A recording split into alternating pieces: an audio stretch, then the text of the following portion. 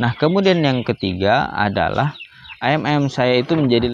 Kemudian ada 2 jenis probiotik yang sudah saya gunakan. Menurut saya tidak sama sekali ada perbedaannya, karena sudah pernah saya coba semuanya dan tidak ada perbedaan. Daripada kita menghabiskan banyak uang,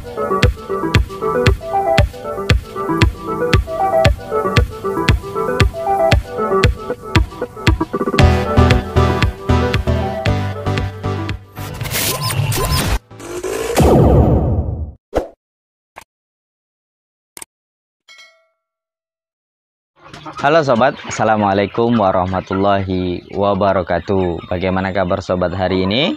Semoga dalam keadaan sehat dan usahanya tambah lancar, tambah sukses dan tambah barokah. Oke sobat, kembali lagi bersama saya di Mas Hadi Channel yang membahas segala sesuatu tentang dunia ternak dan juga bisnis. Saya akan selalu berusaha berbagi berdasarkan riset dan pengalaman pribadi saya sendiri maupun jurnal ilmiah. Untuk itu, bagi sobat semua yang belum subscribe channel ini, silahkan subscribe channel ini untuk mendukung saya membuat konten-konten yang bermanfaat dan juga riset-riset yang akan kita bisa gunakan bersama-sama nantinya. Nah, untuk teman-teman semua yang sudah subscribe, saya ucapkan terima kasih. Nah sobat, hari ini kita akan bahas tentang pentingnya probiotik bagi ransum pakan kita.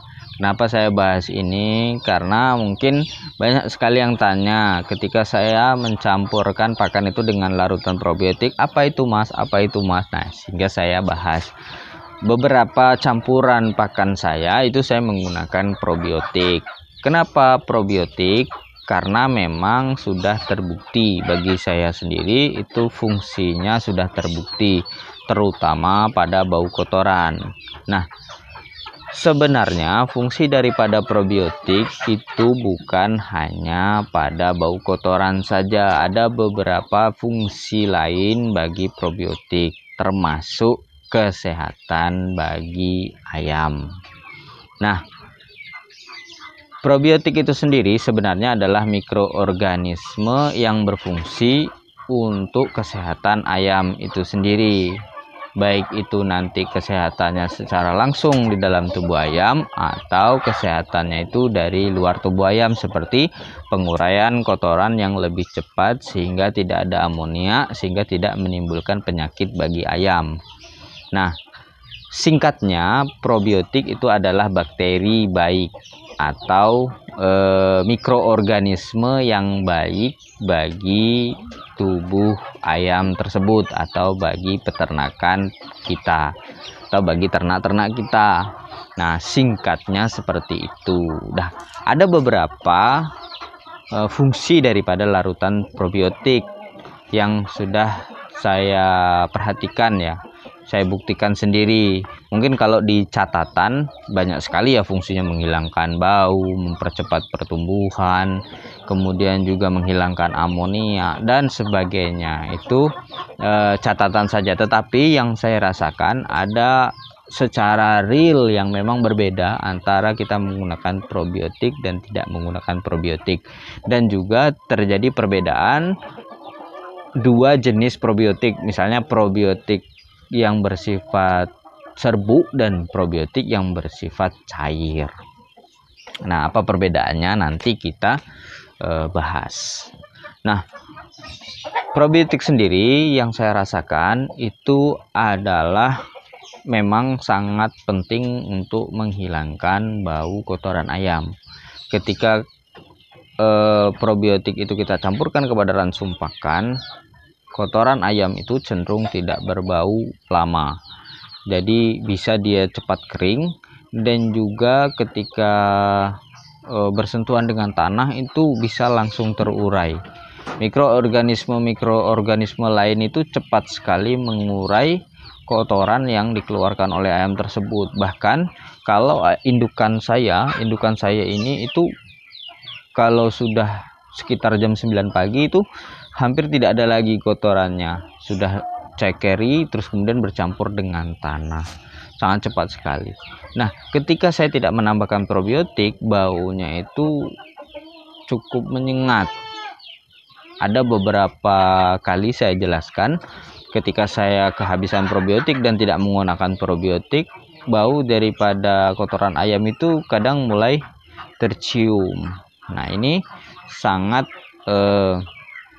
mengganggu. Nah, itulah yang saya rasakan. Yang kedua adalah ayam menjadi lebih cepat proses pencernaannya. Kenapa saya katakan lebih cepat? Habis pakannya itu memang lebih banyak, tetapi ayam tersebut menjadi lebih cepat besar. Ketika kita intensifkan menggunakan probiotik, itu ayam-ayam kita itu menjadi lebih lahap makan dan juga dia lebih cepat besar, lebih cepat gemuk. Kenapa seperti itu?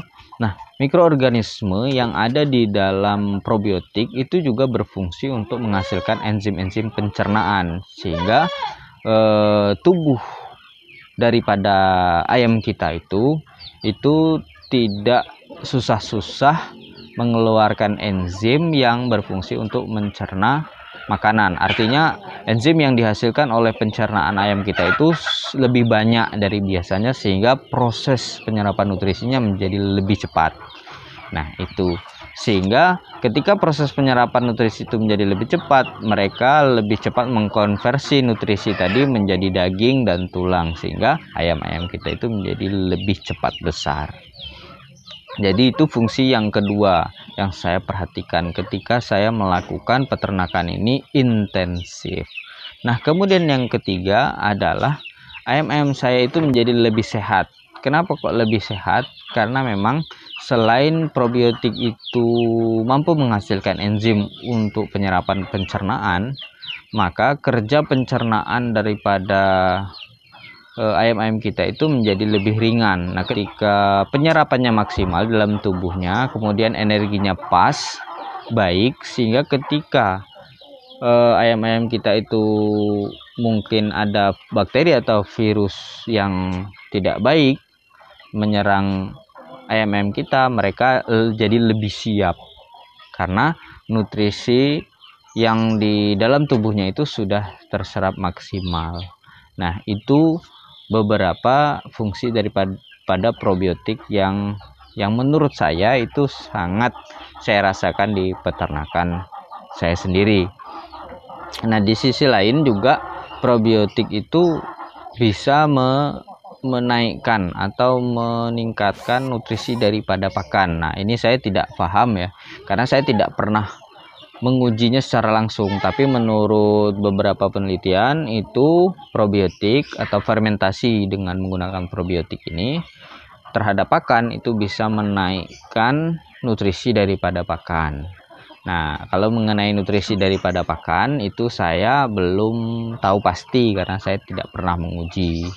Nah, itu mungkin fungsi daripada probiotik menurut saya atau yang saya alami, bukan sekedar membaca deskripsi daripada fungsi daripada probiotik yang ada di label larutan-larutan probiotik yang saya beli. Nah, kemudian ada dua jenis probiotik yang sudah saya gunakan. Yang pertama ada probiotik yang dia sifatnya cair, dan juga probiotik dia yang sifatnya serbu. Nah, ada perbedaan antara probiotik cair ini dan probiotik serbu menurut saya, tapi ada juga persamaannya. Perbedaannya adalah probiotik yang cair dia lebih cepat dalam melakukan fungsinya, dan juga dia ketika dicampurkan kepada pakan itu reaksinya jadi lebih cepat, terjadi fermentasi oleh kapang daripada bakteri atau mikroorganisme yang bersifat larutan. Karena kalau saya lihat beberapa mikroorganisme itu ada kapangnya ya, jadi dia sehingga ketika kita campurkan dengan bahan makanan terjadi fermentasi. Nah, kalau bakteri Lactobacillus dan lain-lainnya itu biasanya fungsinya pada pengeluaran enzim pencernaan, bukan pada fermentasinya. Nah, kalau serbu kalau serbuk itu saya melihat tidak ada kandungan kapang di sana, jadi dia tidak bisa digunakan untuk proses fermentasi. Jadi